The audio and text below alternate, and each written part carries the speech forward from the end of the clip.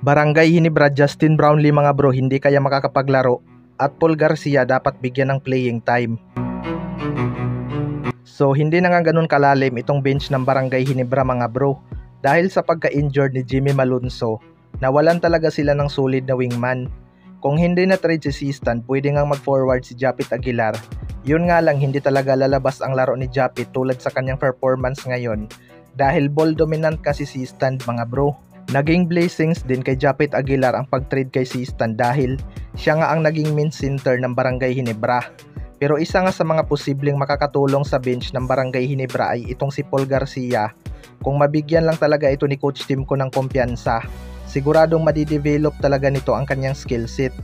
Kapag nabibigyan nga siya ng chance ni Coach Timcon, pinapakita niya talaga ang kanyang mga one-on-one defense.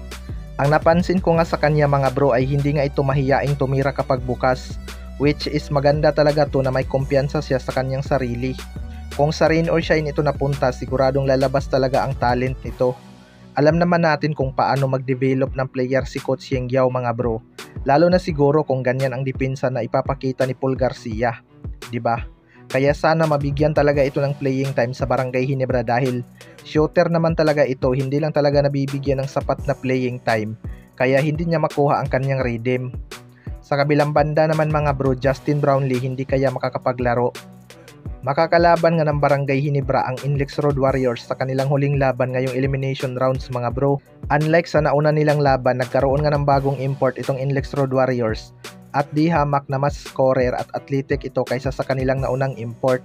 Malaki nga ang pangangatawan ng kanilang bagong import mga bro kaya panigurado mahihirapan si Stephen Holt bantayan ito.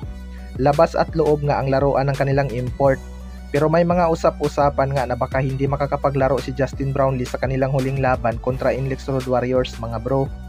Matatandaan na tinamaan nga ni Scotty Thompson ang kanyang mata kaya hindi na ito nakalaro ng maayos kontra Phoenix Fuel Master.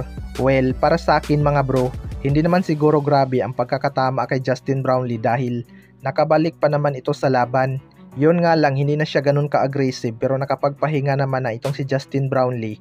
Kaya panigurado kaya niya naman na maglaro. Kilala naman natin itong si Justin Brownlee. Kahit may iniinda yan basta kaya niya pang maglaro, maglalaro at maglalaro pa rin yan.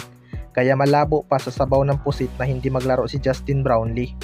Alam naman natin kung gaano kaimportante sa Barangay Hinebra itong si Justin Brownlee mga bro.